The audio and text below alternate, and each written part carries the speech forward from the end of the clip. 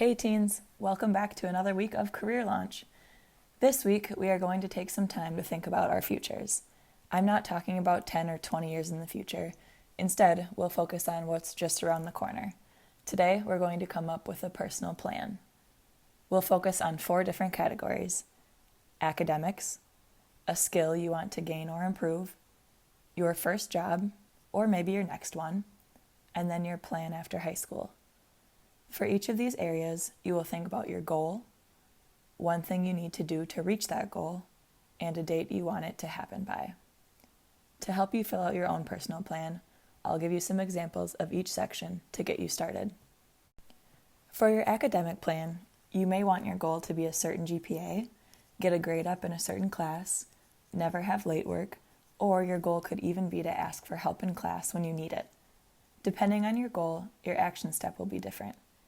If my goal was to always turn my homework in on time, my action step might be to use a planner to keep track of my assignments. What's one step you would take to reach your goal? Your target date also depends on your goal. It could be each quarter, at the end of the school year, by the end of the month, or for my goal, I would set my date to be day by day. The next category is a skill you want to gain. This can be anything. It could be making a new friend, mastering a skill in a sport, learning an instrument, trying a new class or club, or something like my goal, which is to say, "You're welcome," instead of "no problem" when someone thanks me for something. Again, the action step and target date depend on the goal. It might be talking to a teacher about a class you want to take, watching YouTube videos on how to play your favorite song on the piano, and maybe you want to start it tomorrow, or see how you've done in a month. The next category is your first job, or if you've already had a job, maybe your next job or a second job. It could be anything from McDonald's to Quick Trip to shoveling snow for your neighbors. My first job was working at a bakery, but right now my goal would be for my additional job to be walking dogs for people. For your action step and target date, think about how you would go about getting that job and when you would want to start. The last category is your plan after high school. There are many options, so take some time to think about what you would like to do. Maybe you want to get a full-time job right away. Maybe you want to go live with your grandparents in a different state and get a job there.